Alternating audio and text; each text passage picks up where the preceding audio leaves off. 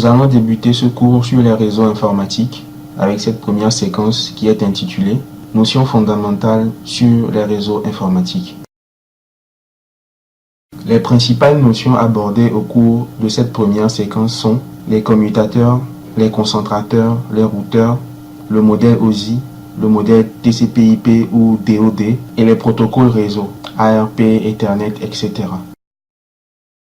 À la fin de ce module, vous serez capable de reconnaître des objectifs et les fonctions des principaux équipements réseau, à savoir les routeurs, les commutateurs, les ponts et les concentrateurs, de choisir l'équipement adéquat pour une situation donnée, d'identifier les applications habituelles et leur impact sur le réseau, de décrire l'objectif et les opérations primordiales des protocoles au sein du modèle OSI et du modèle TCP/IP ou DoD. Dans cette première partie, nous parlerons des éléments de base d'un réseau. Avant de commencer à étudier un cours quelconque sur les réseaux informatiques, il faut se poser la question suivante. À quoi sert un réseau? Eh bien, considérons le scénario suivant. Vous venez de lancer votre petite entreprise qui comprend 10 employés. Chaque employé dispose d'un ordinateur, de bureau ou portable pour effectuer les tâches quotidiennes. Tout le monde aura besoin d'imprimer des documents. Faudra-t-il acheter une imprimante pour chaque employé? Non. Cette animation vous illustre le processus par lequel Kofi a pu envoyer un message à Afi. Kofi veut envoyer un message à Afi. Or, à cette étape de la communication, Kofi et Afi possèdent chacun une adresse IP unique qui les identifie sur le réseau. Kofi dit alors « Je veux envoyer un message à Afi, mais je ne connais pas l'adresse IP d'Afi. Que dois-je faire? Je dois trouver l'adresse IP d'Afi avant de pouvoir lui envoyer un message. Comment Kofi pourra-t-il trouver l'adresse IP d'Afi? Je viens d'avoir une idée. Je vais hurler sur le réseau en disant « Je cherche Afi. À quelle adresse se trouve-t-elle » Eh bien, lorsque Kofi hurle sur le réseau, il effectue une diffusion ou broadcast de son message sur le réseau. Comme Kofi et Afi sont connectés à un concentrateur ou hub qui n'est qu'un répéteur à ports multiples, alors le message « Je cherche Afi. À quelle adresse se trouve-t-elle » sera envoyé à tous les ports du concentrateur. À cette étape de la communication, les adresses IP ne serviront à rien, puisqu'a priori, Kofi ne connaît pas celle d'Afi.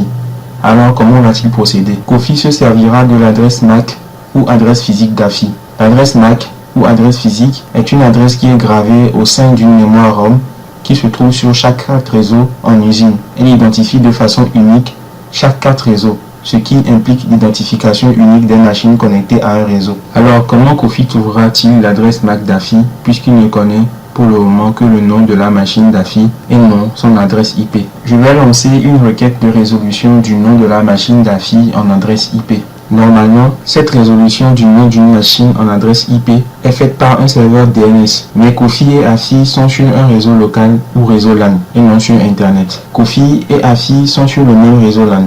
De ce fait, il peut envoyer un message de diffusion sur le réseau. Ce message demandera à Afi de fournir ses propres informations, c'est-à-dire son adresse MAC, ensuite son adresse IP. Voici le message que je diffuse sur le réseau. Bienvenue sur ce réseau. Afi, veuillez vous identifier. Je viens de lancer le processus de résolution de nom NetBIOS vers Afi. Une fois qu'Afi a fourni ces informations, c'est-à-dire adresse MAC et adresse IP, elle lance à son tour le processus de résolution de nom de machine, puisqu'elle aussi ne connaît que le nom de la machine de Kofi. Or, Afi a besoin à son tour des informations, c'est-à-dire adresse MAC et adresse IP, concernant le poste de Kofi. Car, sans ces informations, Afi ne pourra pas envoyer de réponse à Kofi. Espérons que Kofi répondra à la requête d'Afi. Pour ce faire, nous allons apprendre à installer le logiciel Wireshark.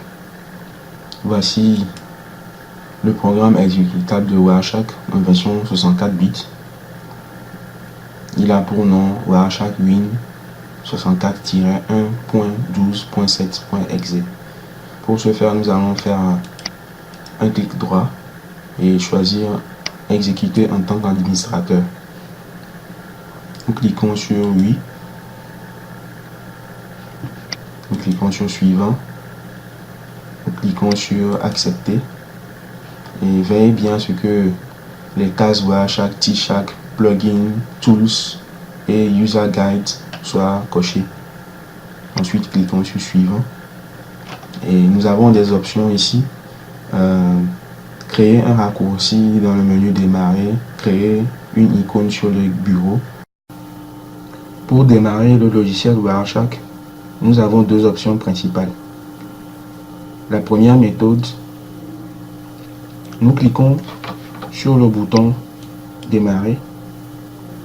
Ensuite, nous cliquons sur tous les programmes et nous cherchons Wireshark dans la liste des programmes.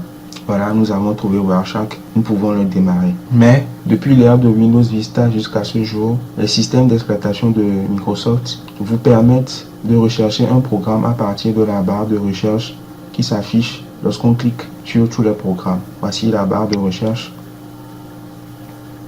Pour ce faire, cliquons dans la barre de recherche du menu Démarrer et saisissons Wireshark. Voilà, nous avons Wireshark qui s'affiche dans la liste. Une fois que Wireshark est affiché dans la liste, nous pouvons faire un clic gauche, un double-clic gauche de la souris sur Wireshark ou faire un clic droit et ensuite choisir l'option exécuter en tant qu'administrateur. La deuxième méthode pour lancer le démarrage de Wireshark consiste à exécuter le raccourci clavier Windows R. Ensuite, nous saisissons Wireshark dans le champ de saisie Ouvrir. Ensuite, nous cliquons sur OK ou bien nous tapons sur la touche Entrée. Voilà, Wireshark vient de démarrer. L'objectif de cette partie du cours est d'installer le logiciel Wireshark sur un PC. Lorsque nous démarrons Wireshark sans lancer une capture de paquet, la fenêtre de Wireshark possède les éléments principaux suivants. Une barre de titre, une barre de menu, une barre d'outils,